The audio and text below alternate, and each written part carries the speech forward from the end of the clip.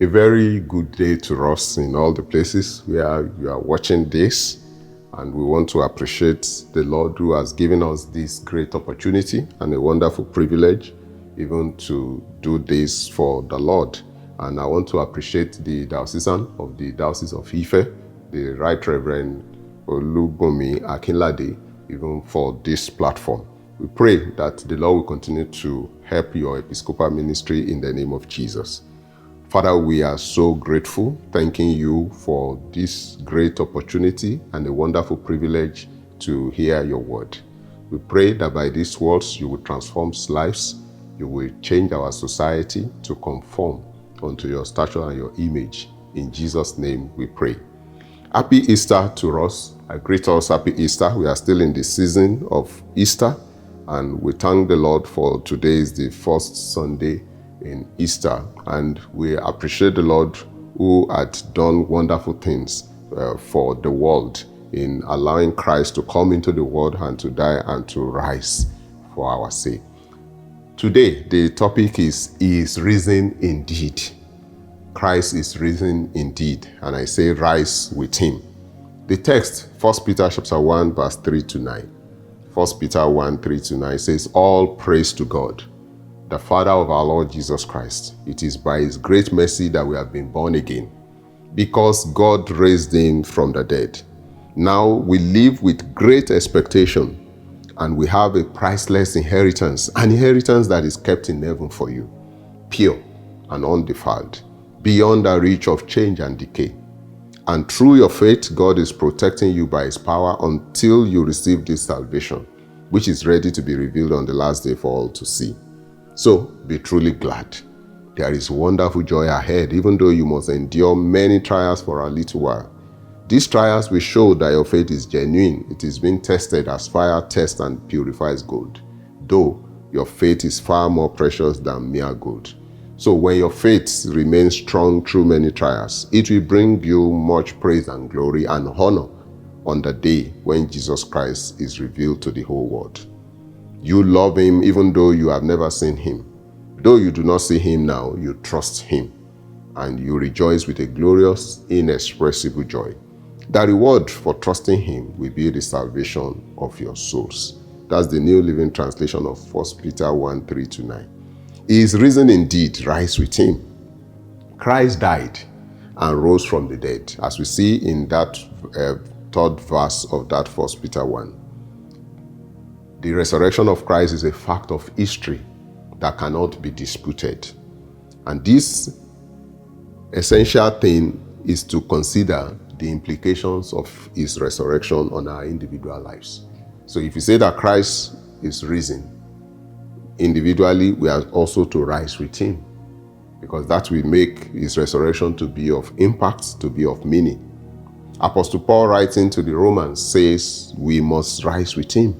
In Romans chapter 6, verse 4, it says, "We were therefore buried with him through baptism into death, in order that just as Christ was raised from the dead, through the glory of the Father, we too may live a new life."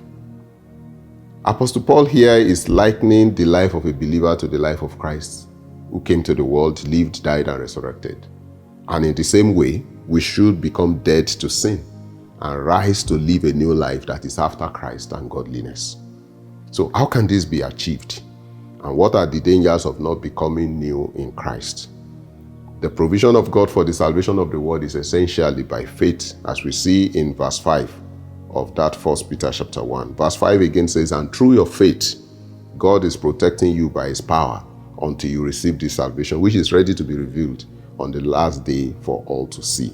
So we see that faith is a very critical element if we are going to rise with him.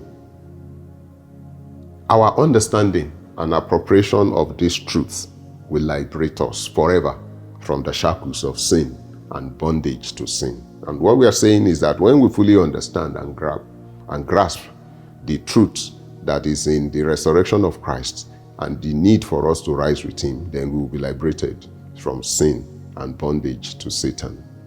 Rising with Christ, what exactly does it mean? To rise with Christ is to be seated at the heavenly places where Christ is seated. We see that in Ephesians chapter 2, verse 4 to 7. Ephesians 2:4 says, "But because of his great love for us, God, who is rich in mercy," verse 5 says, "made us alive with Christ even when we were dead in transgressions. It is by grace you have been saved. And God raised us up with Christ and seated us up with him in the heavenly realms in Christ Jesus." Verse 7, "In order that in the coming ages he might show the incomparable riches of his grace, expressed in his kindness to us in Christ Jesus." So we see that rising with Christ comes with great responsibilities and also tremendous opportunities and privileges. How do we rise with the risen Christ? Number one, it is true knowledge and understanding of the fact of history. The fact is that Jesus died and he rose again so that you can rise from the dead and live unto God. This is very critical to our faith and action. The Bible says, "My people perish for lack of knowledge." Romans chapter 10 verse 13 says, "For everyone who calls on the name of the Lord will be saved." How are they to call on one they have not believed in? And how are they to believe in one they have not heard of? And how are they to hear without someone preaching to them? So knowledge is critical. You must know. It is when you get to know that you can then have faith. And that takes us to the second thing. For you to rise with Christ, you must have faith in the provision of God. Trusting God through Christ for the emancipation and deliverance from sin. The Bible says all have sinned and come short of the glory of God. And the Bible says, for without faith, it is impossible to please the Lord. We see that in Hebrews 11:6. So faith is very critical if we are going to be able to appropriate the grace that God has given unto us by the risen Christ. Then thirdly, we must surrender to him. This we must do willfully, intentionally, and deliberately. You must endeavor to submit and be yielded to his rule. Don't argue or complain about the way of God. Don't reject his provision. Hebrews 2:3 says, "How will we escape if we neglect such a great salvation? It was first communicated through the Lord and was confirmed to us by those who had him."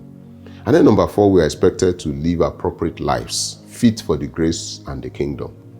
If truly you have surrendered your life to the Lord, then you must be diligent to maintain commensurate good works. If you believe in the Lord, then you must behave like somebody who had been to the Lord. Don't be like those that says it does not matter. Because Titus chapter 2 verse 7 says, "Showing yourself to be an example of good works in every way, in your teaching, showing integrity, dignity." Verse 8 of Titus chapter 3 says, "This saying is trustworthy, and I want you to insist on such truths, so that those who have placed their faith in God may be intent on engaging in good works. These things are good and beneficial for all people." For us to rise with him, number 5, you must continue to follow him. You must continue to follow him. It can never be enough to start and then stop following him. The Bible says, "He who lays his hands on the plow and look back is not fit for the kingdom of God." We see that in Luke chapter 9 verse 62. And John chapter 8 verse 31 says, "If you continue in my word, then are you my disciples indeed." Acts 14:22, the disciples were exhorted to continue in the faith. In spite of trials and temptations, you must keep following the Lord. It matters so much that you do not allow trials and temptations to stop you. As we see in verse 6 and verse 7 of the read text to us. 1 Peter chapter 1 verse 6 and 7 says, "So be truly glad. There is wonderful joy ahead, even though you must endure many trials for a little while. These trials will show that your faith is genuine. It is being tested as fire tests and purifies gold, though your faith is far more precious than mere gold. So when your faith remains strong through many trials, it will bring you much praise and glory and honor on the day when Jesus Christ is revealed to the world." So we must continue to follow the Lord in spite of all the trials and temptations. What then are the dangers of not rising with the risen Christ? The Bible says you are yet in your sin. The dominion of sin over you remains strong, and you are yet under the tyranny of sinful habits.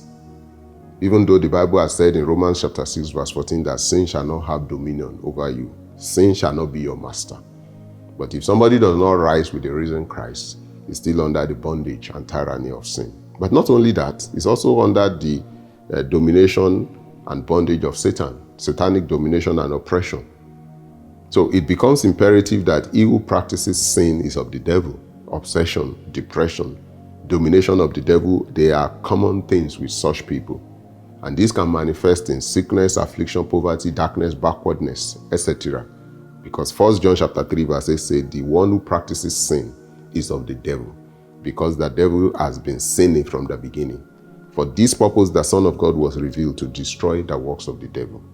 And finally, dangers of not rising with the risen Christ is eternity in hellfire. The Bible talks about this. It is the reality to wait for. When Christ is rejected as Lord and Savior in the world, and there are quite a number of scriptures that talks about hellfire with weeping and gnashing of teeth. Matthew chapter 8 verse 12, Matthew chapter 13 verse 42, Matthew 13 verse 50, Matthew 22 verse 13, Matthew 24 verse 51, Matthew 25 verse 30, Luke 13 verse 28. All these and many other scriptures talks about eternity in hellfire for those who have rejected the Lord Jesus and have not risen with the risen Christ. So in conclusion, this is the will of God, that we live a new life and rise with Christ. It is not just enough for us to celebrate Easter and celebrate his resurrection. It is much more important for us to rise with him, that as Christ has risen, so must we. It is not just for analogy and comparison's sake that we are to rise with Christ, but in reality. And in truth, we must be conscious of the need to genuinely surrender our lives to him, who came and died for us. He rose up again from the dead and lived to die no more. In the same vein, we are to rise with him and continually live to follow him without looking back all the days of our lives, so that eternity with Christ will not elude us. In the mighty name of Jesus, eternity with Christ will not elude us. And no doubt, our rising with him is one of the strongest confirmations that Christ is alive forevermore and the grave is empty. In Jesus' name we pray that God Almighty, you will help the hearing of your words. You will cause there to be a revibration of this word in all the house that has heard it, until they accomplish the purpose for which they are sent. In Jesus' mighty name we pray. Amen.